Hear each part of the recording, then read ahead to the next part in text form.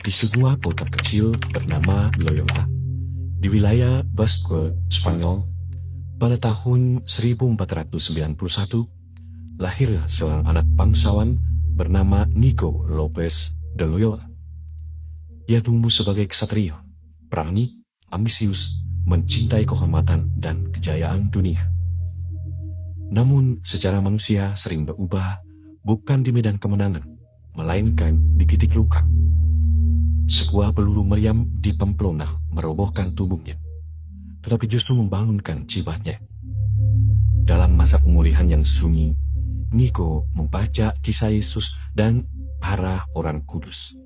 Di sanalah benih panggilan tumbuh. Jika mereka bisa hidup bagi Tuhan, mengapa aku tidak? Dari Nico lahirlah Ignatius. Ia meninggalkan pedang, menggunakan pakaian pusiara, dan mulai perjalanan batin yang telah dikenal sebagai latihan rohani, spiritual exercise.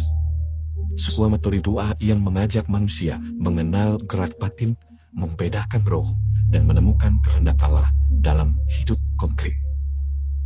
Ignatius belajar, ia menempuh pendidikan di Paris bersama sahabat-sahabat yang telah mengubah wajah gereja, Franciscus Xaverius, Petrus Favre, dan lainnya. Mereka bukan sekedar komunitas doa, tetapi rekan seperjalanan dalam misi.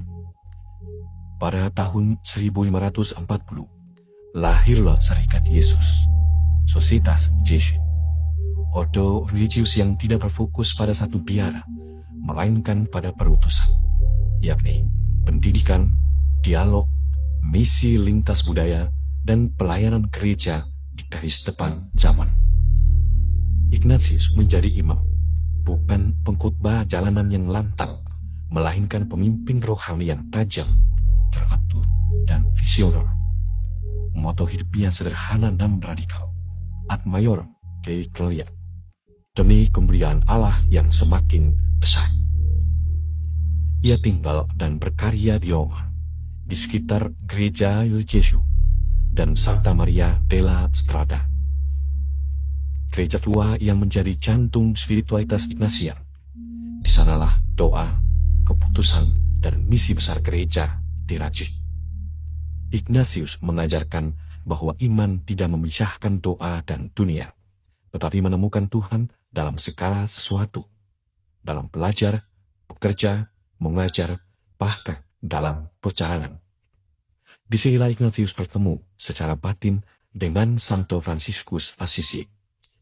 Jika Franciscus mengajarkan cinta pada cita, kesederhanaan, dan harmoni kosmik, maka Ignatius mengajarkan kesadaran batin, tanggung jawab, dan discernment dalam merawat dunia.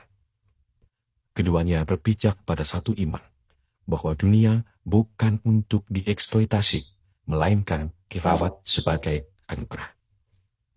Dalam semangat Jubileum Ecologi, Jubileum Santo Franciscus Assisi tahun 2026 ini, siarah ini mengajak kita berjalan menelusuri jejak Ignatius di Eropa. Di Loyola, tempat kelahiran dan awal pertobatan. Di Manresa, kuah doa dan lahirnya latihan rohani. Di Paris, tempat persahabatan dan panggilan misi. Di Roma, pusat karya, gereja Il Gesù dan Maria della Strada. Siara ini bukan sekedar perpindahan tempat, melainkan perjalanan batin.